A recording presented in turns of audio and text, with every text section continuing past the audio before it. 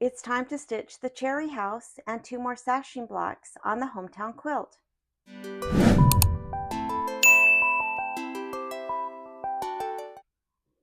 The cherry house is on page 39. I will be working on sashing 11 and 12. Sashing 11 is on page 86 and sashing 12 on page 88. I have all of my fabrics and my batting, and all of the fabrics have been backed with fusible interfacing. So let's stitch the cherry house and 2 more sashing blocks. I'll go to Embroidery and to my USB and to my Combined Files House folder, and I need to find House 6, which is the cherry house. I will hit Set and Embroidery, and I do need to change my hoop to the 9.5 by 9.5, and then I do like to go to the minus plus needle to stitch out. All right, so let's start this block.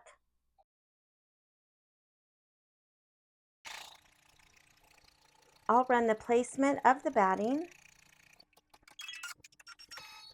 I'll place the batting and run the placement line for the fabrics.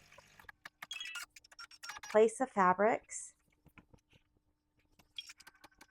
Tack them down. Flip and fold the grass and press, and then run the tack down of the fabric and then the quilting.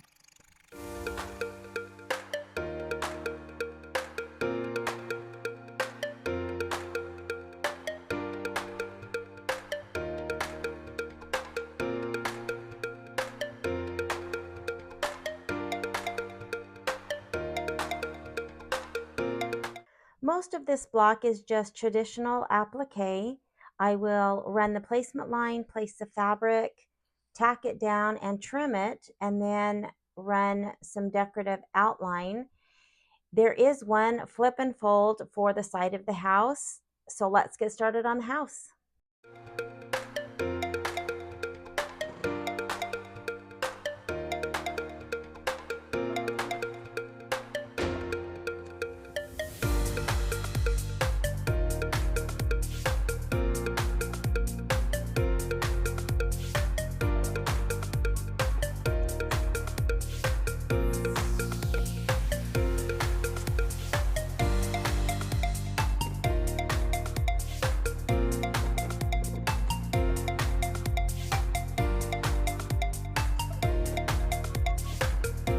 So this placement line is for the side of the house, and this is the flip and fold. So I have the fabric that is for this, and it needs to be turned right side down and placed right along this placement line. And it looks like the top is about even with this house, so I will just make sure that I have a little bit over and line it right next to that placement line and tack it down.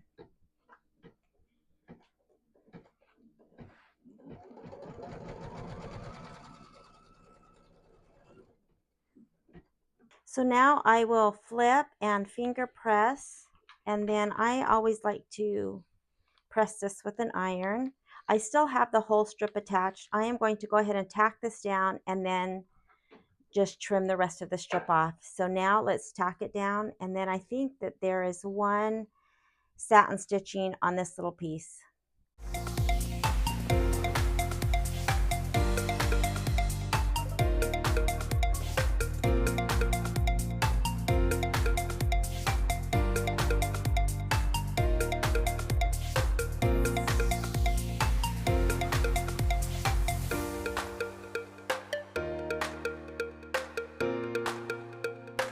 From here on out, it will just be traditional applique with a little bit of embroidery.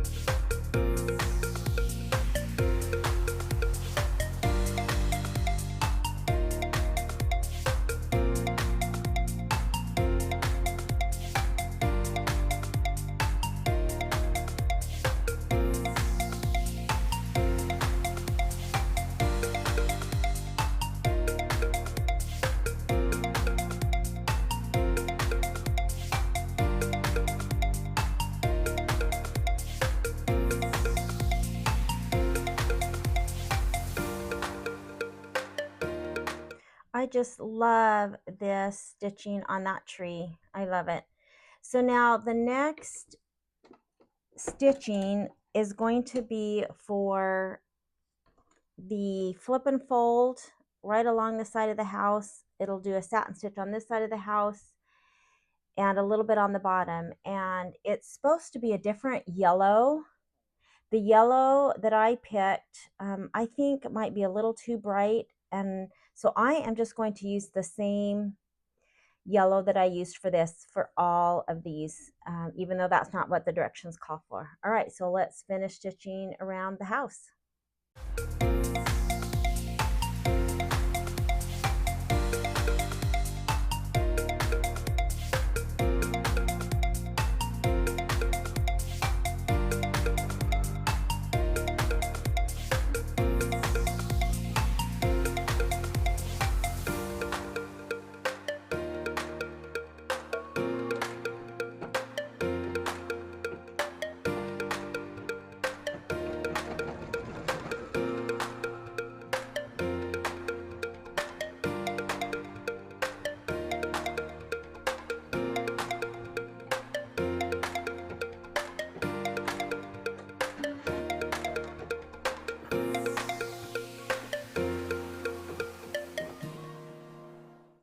So after tacking down this first little bush, I manually stopped my machine. I can use this piece right below it for the next piece. So I'm going to go ahead and trim this first one since I have to, trim it off anyways. So I'm going to go ahead and just trim this. And then I will place the fabric and tack down the next little piece. And again, I could have just left this long and stitched it over here, but this is how I'm going to do it to conserve and, not waste if I can't use another piece that's this long, and this skinny. So again, that's not what most people do. I could have cut 2 little squares and place it over so I wouldn't have had to stop my machine, but honestly, it's just as easy to stop it and trim. So now I'll go ahead and place the fabric, this little piece right here, over, and I'll tack and trim this.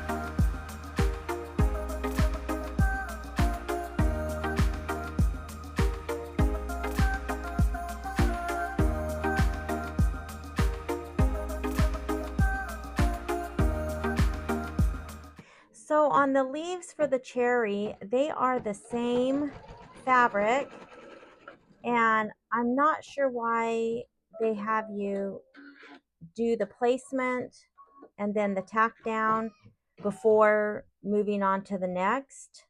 So I thought that was kind of different. In fact, I think what I'm going to do is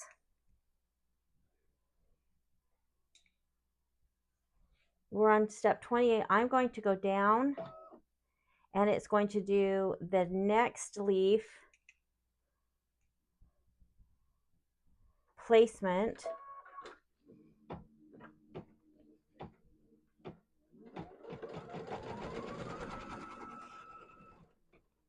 And I did that just to make sure I knew where that second leaf was.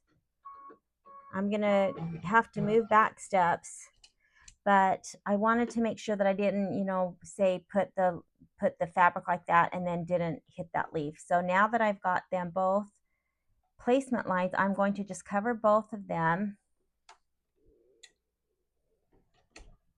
And I need to go back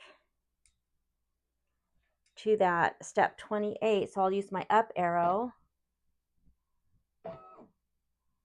And then it will do the tack down. Then I will skip ahead to 30, which was a step to tack down that second leaf. And that just, it's super fast to do that. And it just saves time from having to cut or trim the fabric on this little tiny leaf when they're just super close together.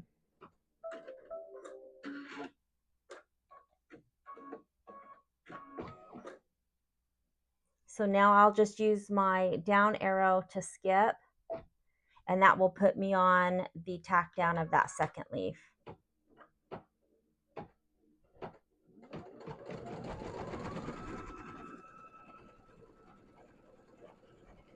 Again, I'm not sure why these are so close together and it's the same fabric, why they would do them separate. So now it's time to trim and then do the decorative outline.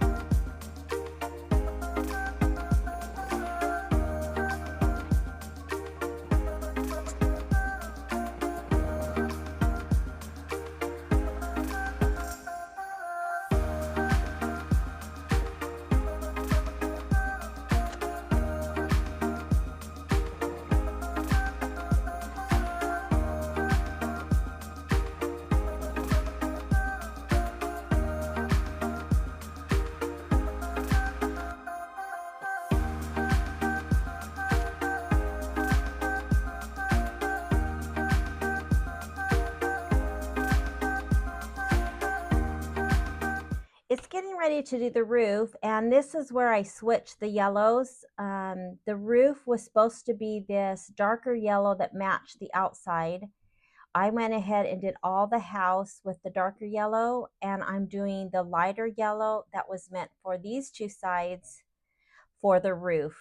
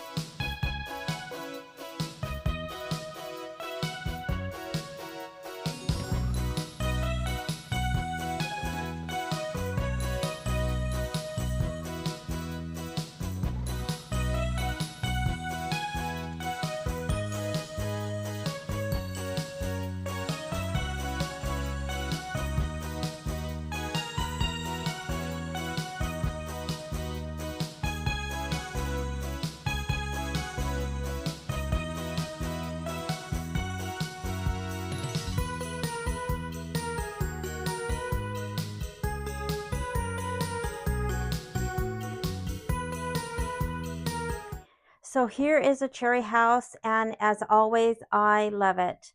Now, I am glad that I decided to make all three of the house stitching the darker yellow, even though these two have a decorative stitching and this is just a plain satin stitching. I'm glad I have them all the dark, and then the roof, the lighter. It's very subtle, but I'm glad I chose to do that instead of the roof and the side dark and then these light. But I mean, that's, very minimal change, but I love it. The only thing I think I would do different with this is make these little cherries like glitter vinyl.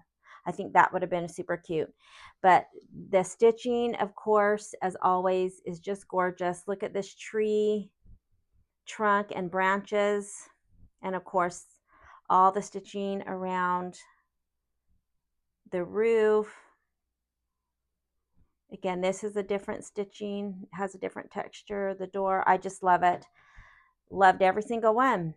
All right, so now it's time to move on to two more sashing blocks. So I'll go home and open my combined files sashing folder. And I need sashing 11. I will hit set and embroidery. Now I'll go to layout and rotate. I'm going to rotate it 90 degrees to the left. And before I move this all the way up to the top, I need to change my hoop. So I am using my 7x12. And now I can move this all the way to the top. And because I've hit embroidery, it won't let me go out of the stitching area. I'll select OK and now go to return and add. Go back to my USB and the sashing folder and bring in sashing 12. I will hit set. Now I can't hit embroidery or that will group that into one design. So from this screen, I do need to go to edit and rotate. I'll rotate it 90 degrees and that gives me enough space so I don't have to move this second design. I will select OK. And now I can choose embroidery. And again, I like to go to the minus plus needle and we're ready to stitch out. As a reminder, I do have my roll of stabilizer still attached. And so I have it just loose so that it won't interfere with the embroidery. It won't, be tight and get that caught. And again, the reason I'm doing that is because I will have all of this down that I would just waste. Again, I could do 3 sashings, but I'm only doing 2 at a time. And that way, when I'm done with the sashings, I can cut off and I have probably 8 or 9 inches still attached and can be used and not wasted. All right, so let's go ahead and start the first block. So a lot of times when I do the placement and tack down of the fabric, I like to put in the first thread that will be seen. However, for this block, it's the dark green dragon color, and so I don't want that showing when I flip and fold. So I'm going to go ahead and leave in the gray, which was the last thread that I used on the house. So I'm going to go ahead and stitch the placement for the batting.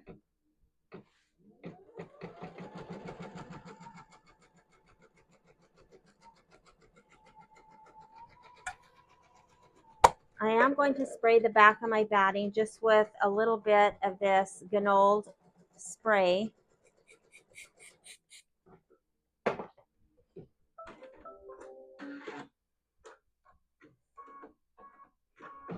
And then I'm going to place my batting, just make sure it's over the lines and tack it down.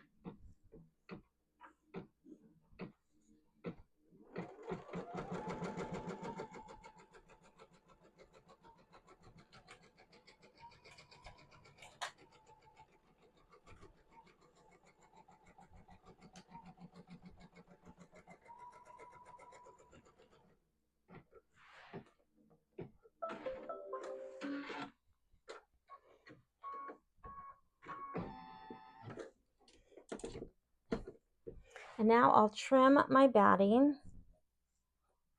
And I trim it again because I don't want any of the batting in the seam allowance. And as a reminder, this is something that I've added. I've added the batting. This is not what the directions call for. And I do have a video that shows how I added this to the Lori Holt file. So now the next is going to be the placement for the fabric.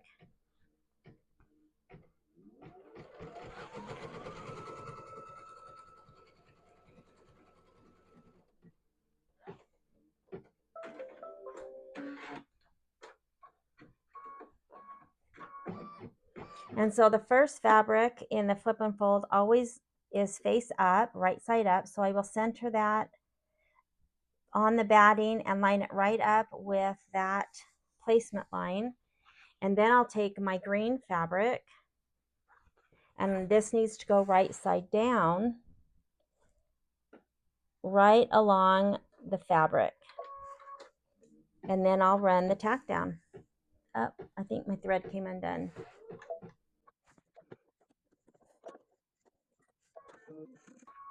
Now, since this had just barely started and I'm not going to go back steps, I could, go use my up arrow and go to the very beginning, but it had just started and it's going to be outside where we trim. So I am just going to continue where it left off.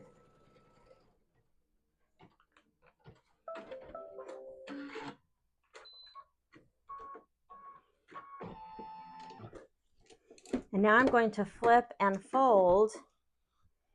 And again, I have cut my pieces into long strips, the width that I need.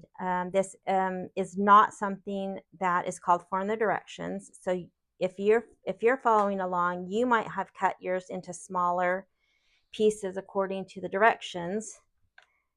I am going to go ahead and iron. Try to get that as flat as possible. Sometimes the embroidery will go onto this green fabric, and I've seen other people stitch and it does that to other people, so I don't think it's anything I'm doing. I think that just sometimes the file could be moved over a little bit. I am just going to take painter's tape and I'm going to try to keep this pulled back as much as I can to see if that helps. Again, sometimes I've had the stitching from the next part go over, and sometimes I haven't. So now I'm going to go ahead and put this back in and run the tack down.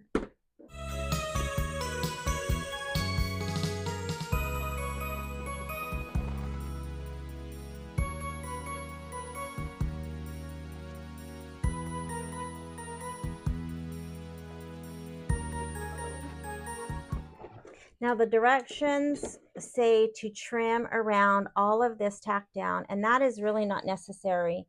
The only thing that you need to trim is this right hand side.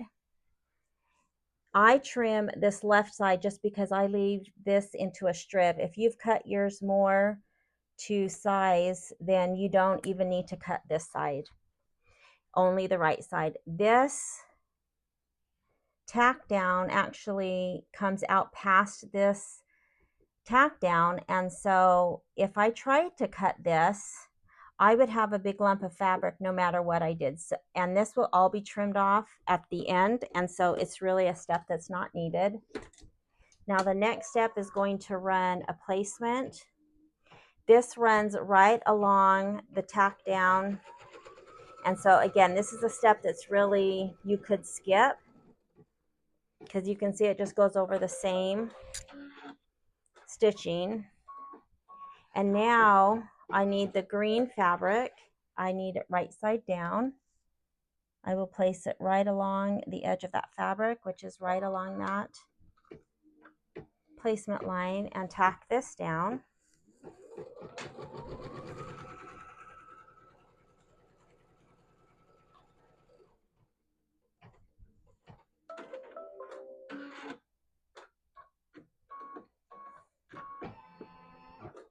And then this needs to be flipped. I'm going to finger press this. I usually iron it, but I'm going to try just finger pressing. And now it's going to tack down. So I will just kind of hold this tight, and it's going to just do a little tack down. Oh, my thread came undone. Because this is a tack down, I am going to go ahead and go back to the start of that step. So I am just going to hit my up arrow, and it's at the same step, it's just at the very beginning.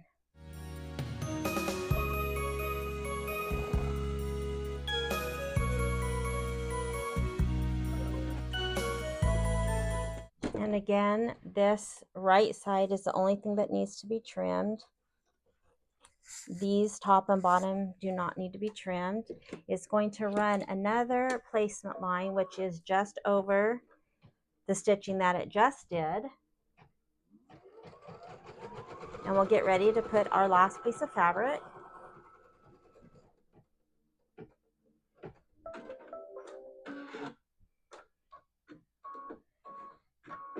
This is that same pink fabric. It needs to go face down. And this will be tacked down, and then I will flip. I may press this one since all of the embroidery will be on this block.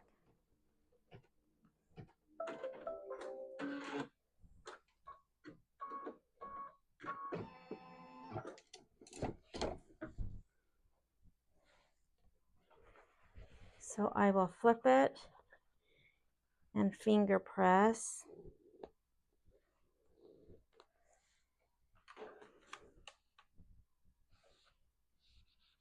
I haven't had really, I don't think, a whole lot of issues with the embroidery that goes on this part going over. If anything, I've had it just slightly in, and so I still like to press that though.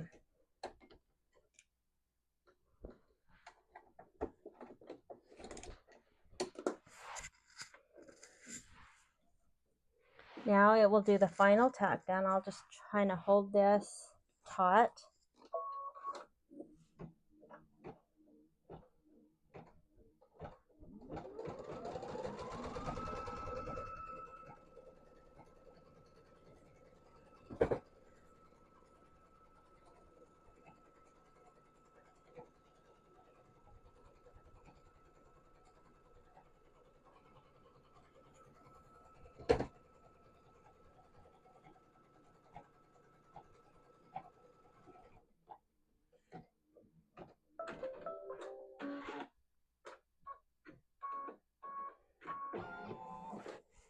And now, again, just this right side needs to be trimmed.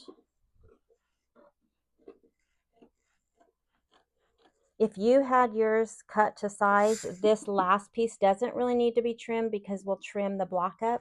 But again, because I have a big long strip, I want to trim that off. All right, now we'll get ready to start the embroidery.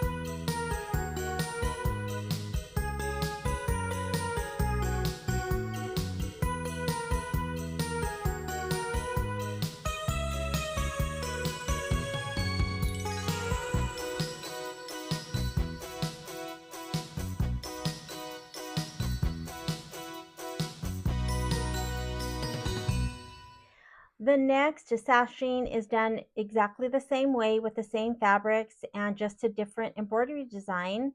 And I just put a neutral thread color in, since the first color that's going to be used is the dark yellow, and I don't want that to show in the seams. All right, so let's finish up this second sashing.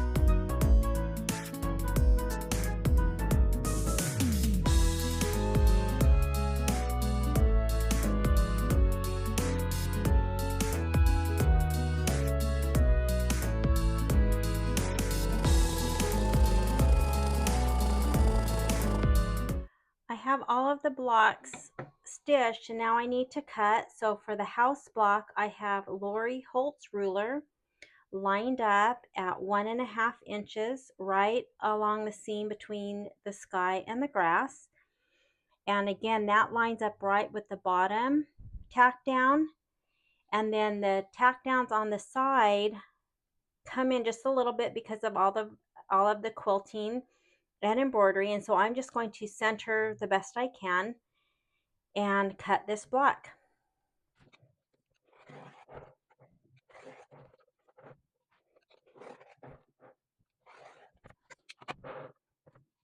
And again, this 1.5 inch that lines up on the seam is only for Lori Holt's ruler.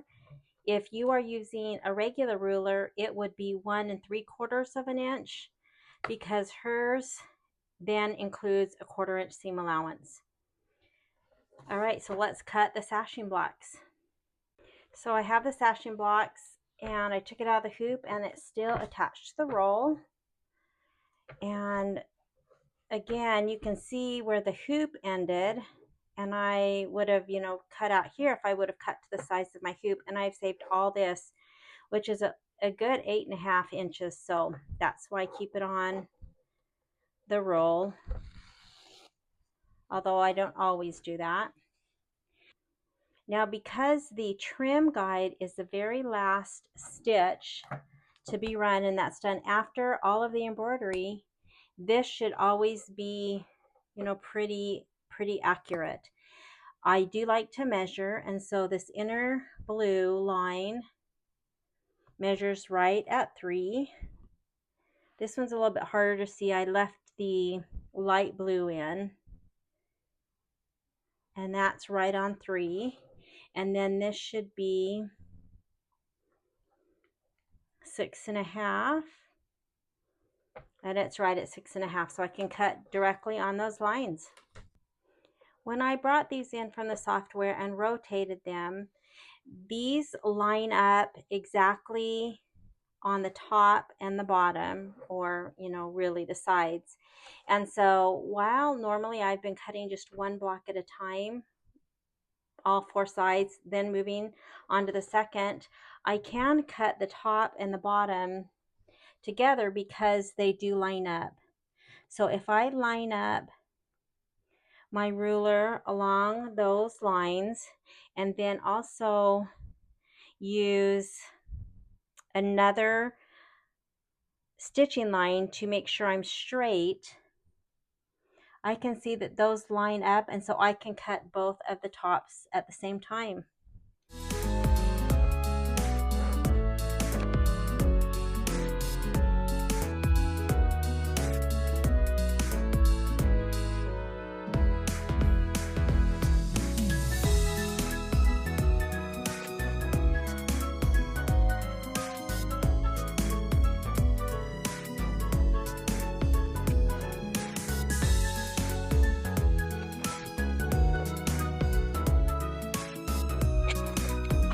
I have to mention again how much I just love her embroidery designs. Just the lace, this cute little flower. I love them even more every time I stitch a block out. So I'm going to put the house block in this packet with all of my houses, and this just keeps them clean and they won't get lost. Then for the sashing blocks, I have row 1 and 2 completely done, and so the ones that I stitched out today are the start of row 3. I will just start keeping these in order for row 3, and we're ready to move on to stitch out more blocks.